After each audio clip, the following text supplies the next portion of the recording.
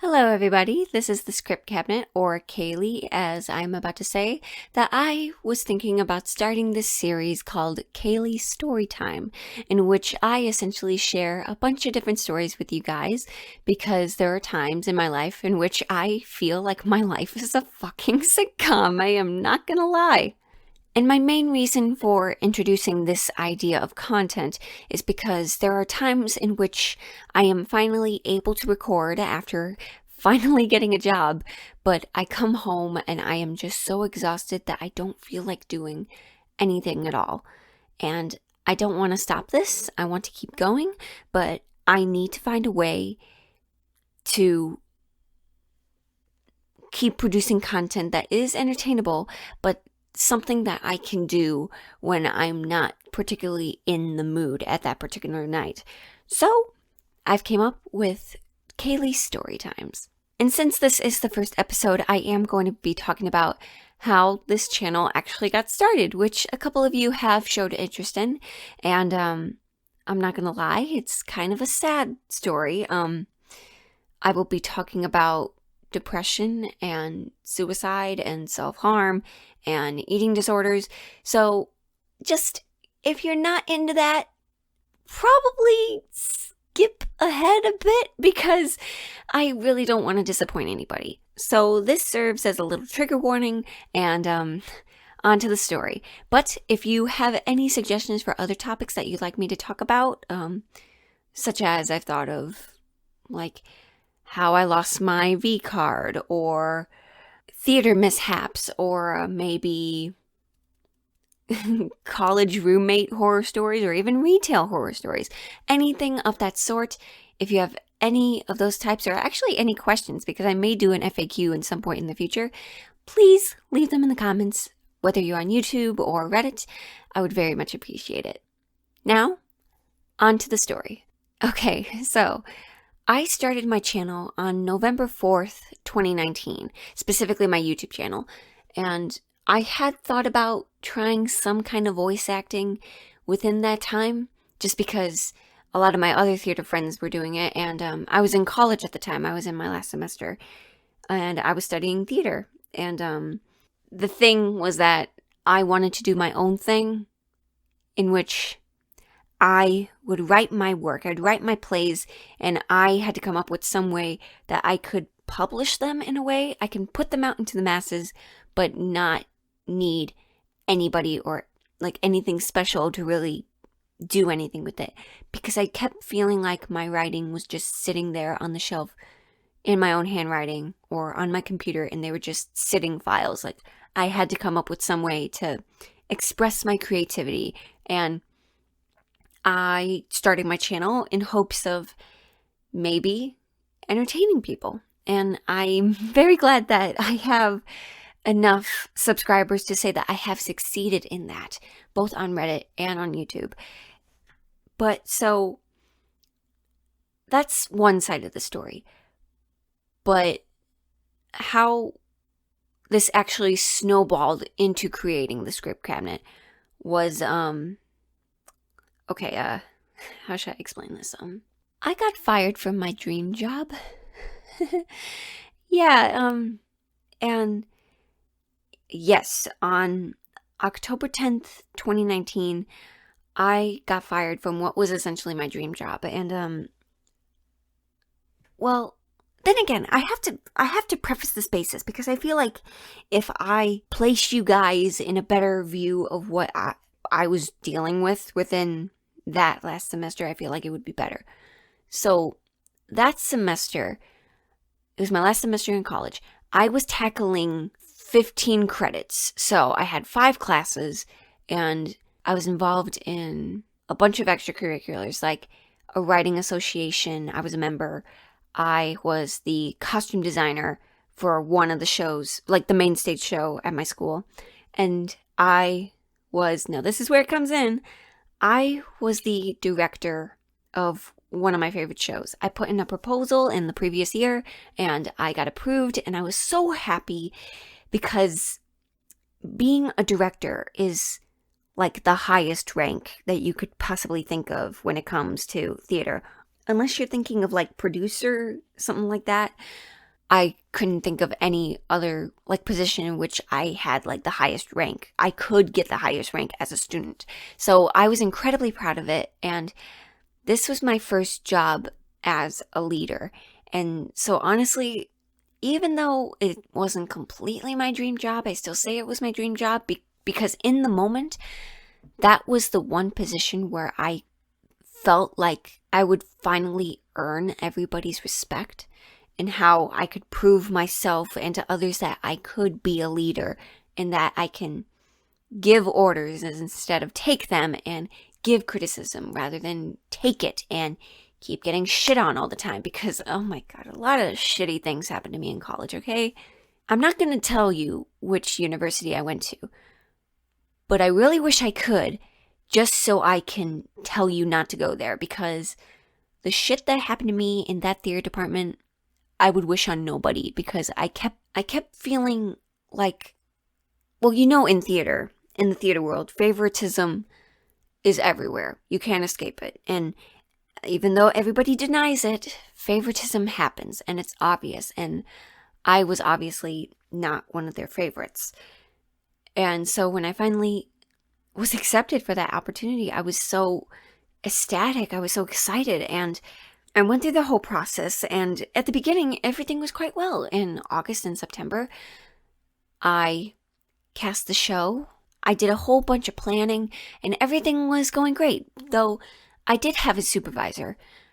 But things started to feel a little off, as if my supervisor kept testing me, or he kept pushing me back.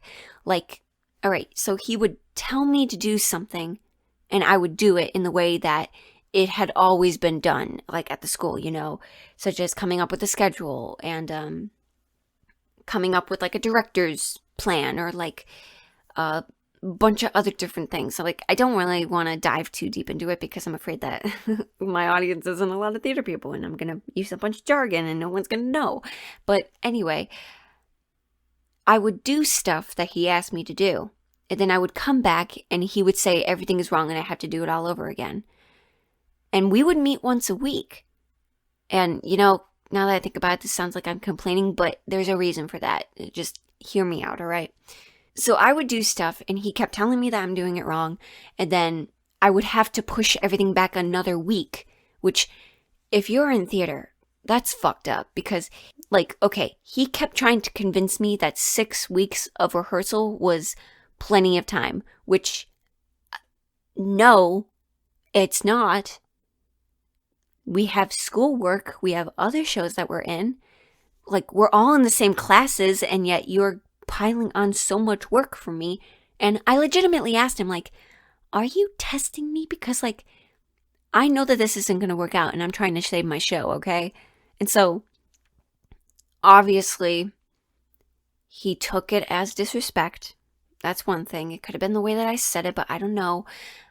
I was just trying very, very hard to get what I needed to make the show perfect because it was my show. My name was going to be on it. I wanted to be great and amazing, and I really wish that it did.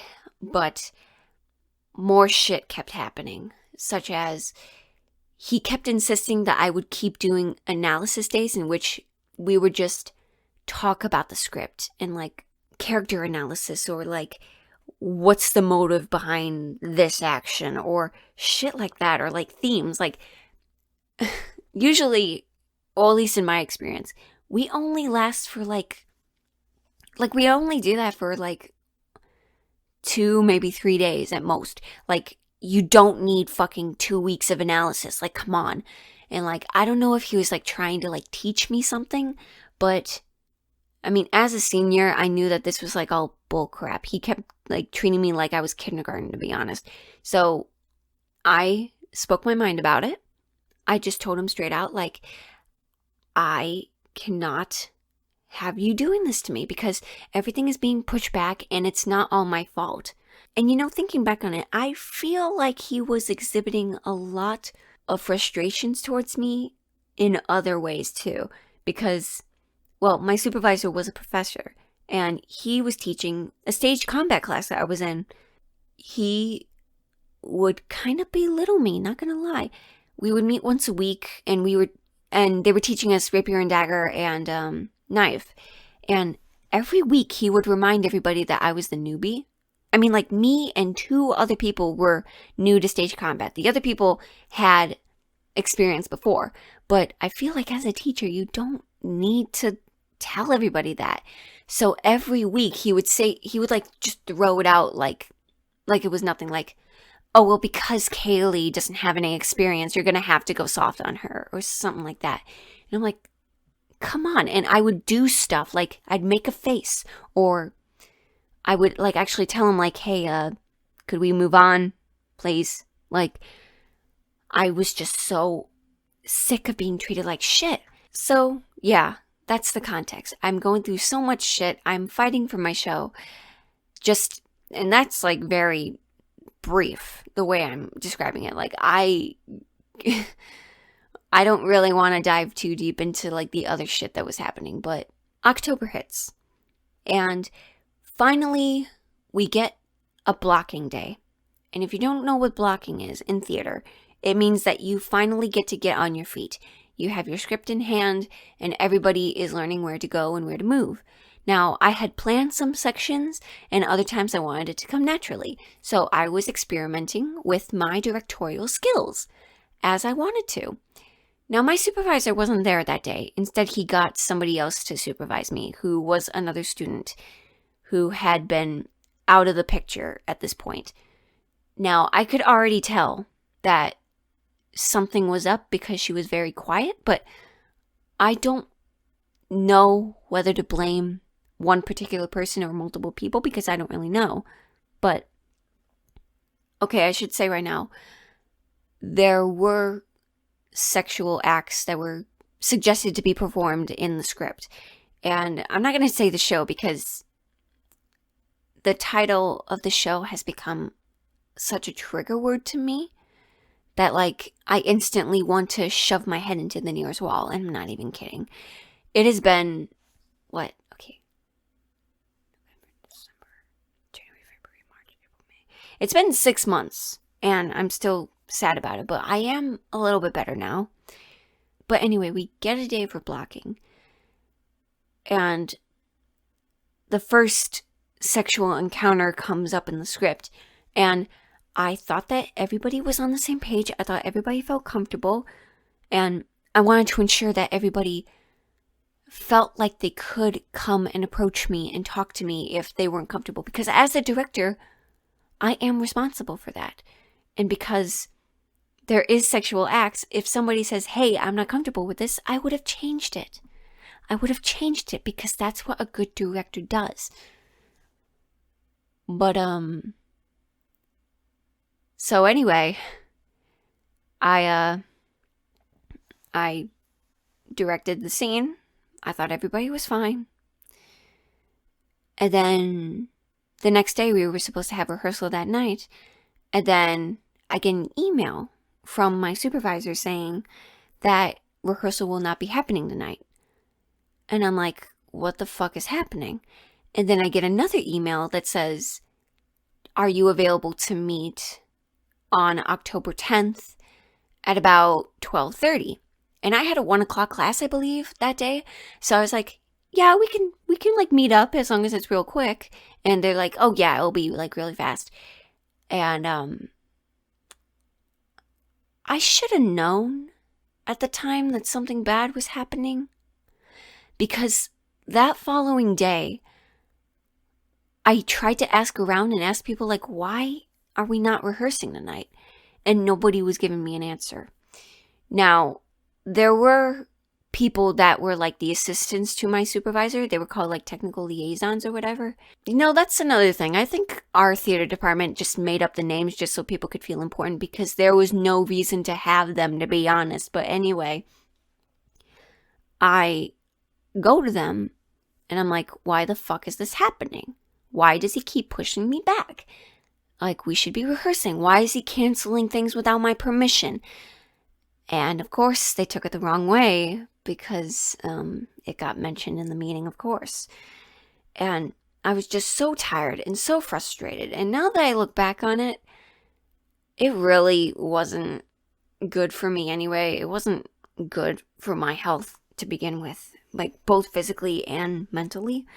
So, anyway, October 10th, 2019, I go into the meeting and there are the other theater professors, like all the theater professors, including the head of the department, another professor, and then my supervisor, who, of course, I just mentioned was a professor. So I sit, and then they all sit across from me. So I remember saying, "Oh, this makes me feel bad, like you're sitting across from me." And one of them goes, "Oh, you have nothing to worry about." Okay. Everything's fine. Everything's fine. I can say this. So, to put it as blankly as possible, they brought out a list. There was a list of all these accusations that were being made against me. And, of course, there was disrespect going on. But, like, that wasn't just me. There were other people, too, because everybody was getting frustrated. But, of course, it was on me because I'm the director. There was, like, something about unprofessionalism, which, of course, got blamed on me because I'm the director. I'm supposed to control everybody or some shit. And then they just threw in this one, like, student code of conduct thing, which I later found out that they just add that in for fun. They just added that in to scare me because everybody uses that. So I really wish I would have known the actual definition of that code and at the moment. But anyway, the biggest thing out of them all, and the main reason I got fired, was because I got accused of sexual harassment. That fucking hurts. It fucking hurts, I'm not gonna lie. And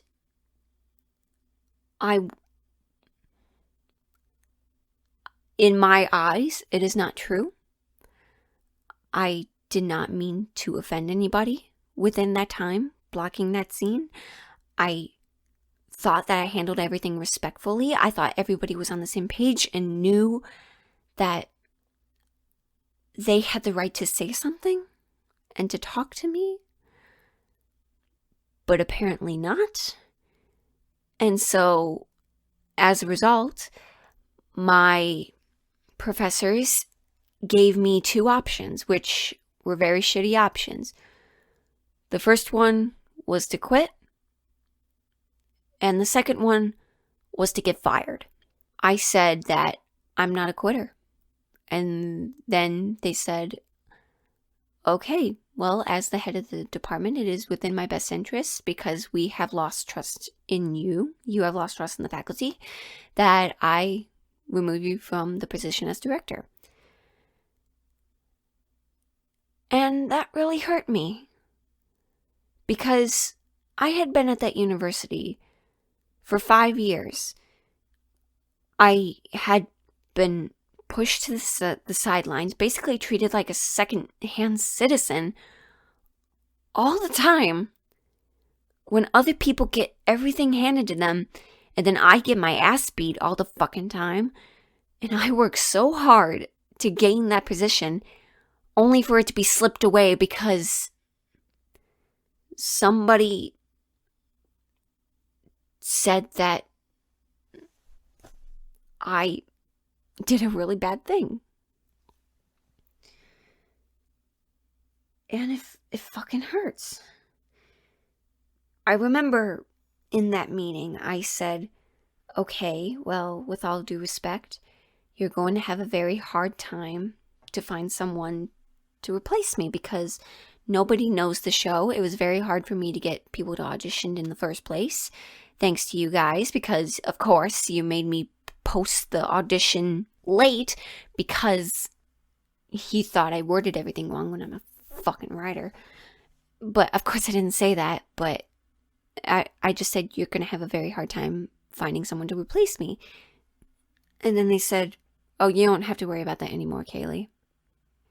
And so I left, and I had like 10 minutes until my next class began. And I just remember going upstairs to like one of the like the music practice rooms and crying. And I cried and I cried. And if you know me, you know that I don't cry. And if you know me even longer, you know that I would never call my dad crying. And I did.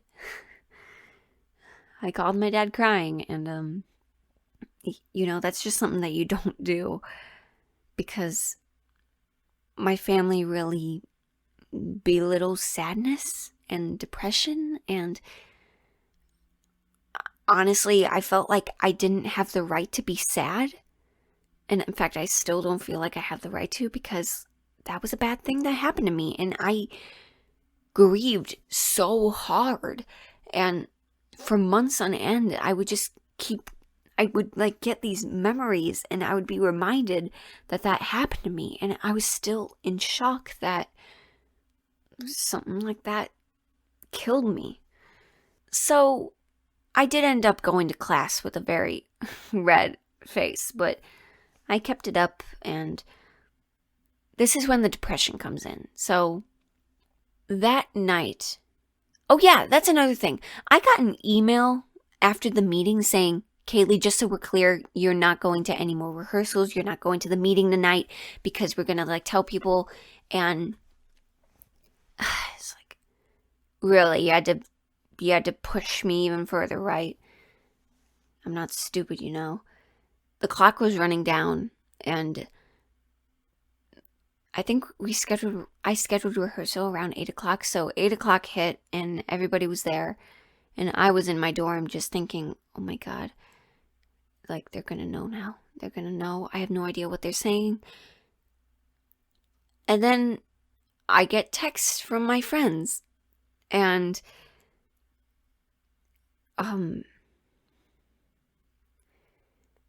well, because the supervisors told everybody not to talk about it, this is when the real shit began. Because the following days, I lost friends.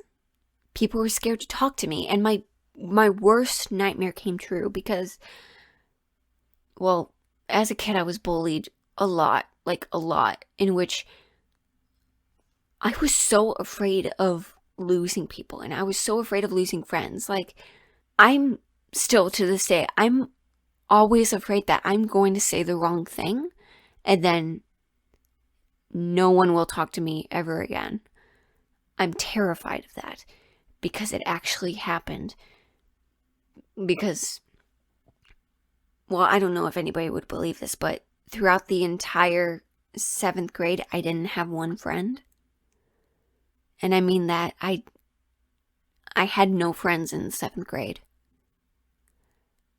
And in 8th grade, I was better. In 8th grade, I finally found friends, but I was so terrified, and my nightmare came to life. And then people would ignore me. People would be afraid to talk to me. I would walk down the hall, and then people that were in the show or people that were designers would walk by me, and they would avert their gaze away from me. And I'm sure right now they were just covering their own asses back then. But I don't think anybody stopped to think what was happening to me. And then it only got worse because rumors started happening. I overheard that someone said that I was being racist or I was being homophobic. And that's why I got fired. Which, no. Because, okay, well, for one thing, I have a lot of friends that are of color. I can't be racist. I am not homophobic. I'm fucking bi. And I have a lot of friends that are gay, and I'm like, how the fuck does this happen? What are we, 12? These rumors were being spread, and I mean, luckily, a lot of my friends did defend me when that was happening, but because my supervisors ordered everybody not to talk about it, that just made the situation worse, because I literally had no one to go to. The only people that I could really talk about was, my counselor. And my counselor was shit in college, not gonna lie. That's a whole different video. Or an audio. But I actually did talk to the person that was like the second below the president because I was traumatized and I wanted them to know that the department was full of shit, and nothing happened, of course, but there's like more layers to it because actually in the previous year, the head of the theater department got fired because of sexual harassment and assault. And then I just kept thinking, how could they look at me like the way that they look at them? Like, I just couldn't believe it, and I didn't fucking deserve it. It gets even worse because, well, I mean, I don't like to use my Asperger's syndrome as an excuse, but it is sort of a reason behind my actions and behind how I react in certain situations. But none of that was taken into account. And you know what was really weird was that even my supervisor didn't want me to apologize to anybody, but I sent out an email to everybody. I apologized to everybody one by one, and I still couldn't get any closure. And then I love how I keep saying, oh, it gets worse, because it fucking does. But I got replaced by an alumni. To be honest, nobody really liked that alumni. And now, just imagine a show going from someone who knows their shit, aka me, to someone that doesn't know their shit and just starts making shit up. And then suddenly she gets all the credit for having the show. And I'm just so fucking disappointed. And she kept getting all the credit because she's an alumni and she came back, so she got all the credit. And then I'm just on the sidelines. And by the way, I designed the artwork for the show, and that's all I got credit for. I didn't get credit for, like, technically producing because I was the one that submitted a proposal for it, and it got approved. But of course, no one gives a shit about that. And actually, I remember trash diving for the programs because I just wanted to see if I was credited, and then I was, and it just makes me so angry. As you can imagine, following that, I got into a very deep depressive rabbit hole. I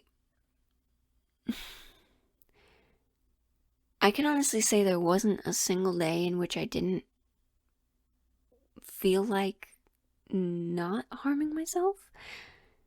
I kept wanting to punch things. I kept wanting to shove my head into a wall or like through glass, or I wanted to throw things all around my room, and I wanted to punch into pillows and scream, and I cried in the shower a lot, and I've done a lot of stupid things when depressed, actually, like adding to cart and I don't know, a lot of drunk online shopping, but that's like a whole nother audio that I could possibly do. Haha. But I kind of dove back into my anorexic tendencies. I did lose a lot of weight because I denied myself food, because I didn't feel like I deserved it, because I felt like a piece of shit. And if we really want to get personal, I once tried to drown myself in a shower. And the only reason I stopped was because my lungs hurt, like really bad. And that was, yeah, getting fired. That was the first time in which I actually considered an actual attempt at suicide. Like, I always, like, thought of it, but I never, like, thought that I would actually harm myself, but I did. There was this one person that I came to for comfort, and she was a teaching student, and I remember her very distinctly saying, well, you have to think, you are a woman, and because you are a woman, I believe that you would have had a better chance of getting off scot-free, so obviously they had to punish you more. And coming from a teacher's perspective, you deserved it. I think about that a lot, but now thinking back on it, maybe she was right, maybe she was wrong, but either way, I'm somewhere better. now it comes full circle because I was seeking some form of comfort, and somehow I discovered like comfort ASMR, like role plays. And that's how I discovered, I think I discovered Not Who Rose Thinks first. Yeah. I discovered Not Who Rose Thinks, had a fun time. I really liked his voice. And then I found his collabs with Cardland Audio. And then Cardland Audio became my favorite because he has a bunch of comfort audios, and that really helped me within the time. And so the more I thought about it, the more I'm like, I really need to find some kind of creative outlet. I need to find a way to get myself out of my depression, in which I did go to the doctors and I got diagnosed with situational depression. And I started to feel a little bit better knowing that I actually had something and that I wasn't crazy and that I was actually allowed to be sad, because this is a pivotal moment.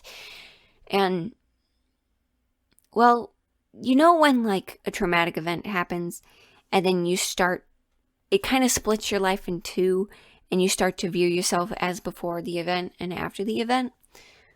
Well, right now it is after the event, and I have a job now.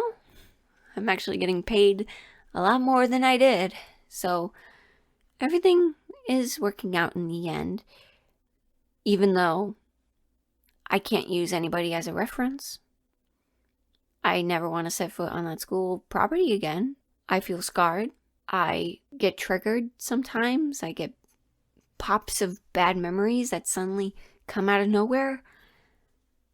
But hey, it's still on my resume because I still did it for like 3 months, and they can't take that away from me. And so in November, I finally decided on a name. Well, in the theater department, I kept thinking, I have a lot of scripts, but I don't know what to do with them. I write a lot of scripts and I don't really know. But in the theater department, we would keep all of our scripts in what was called the script cabinet. And bada bing, bada boom, that's how I got my username. And thus, my channel began.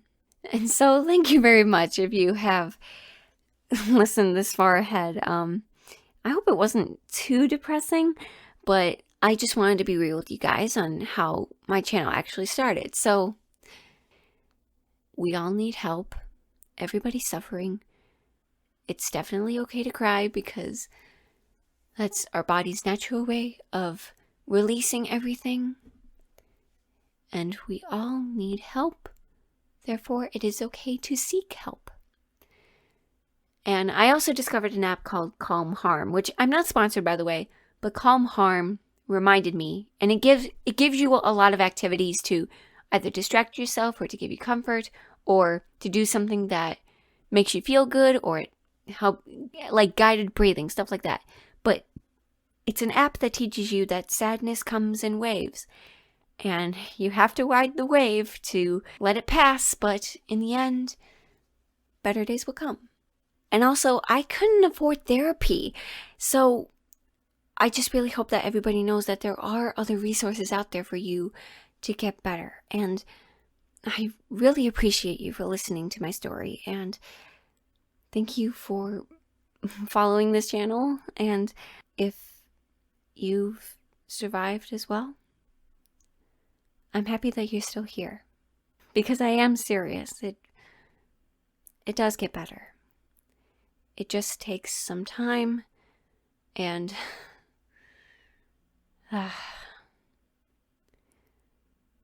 you won't regret it. I promise you.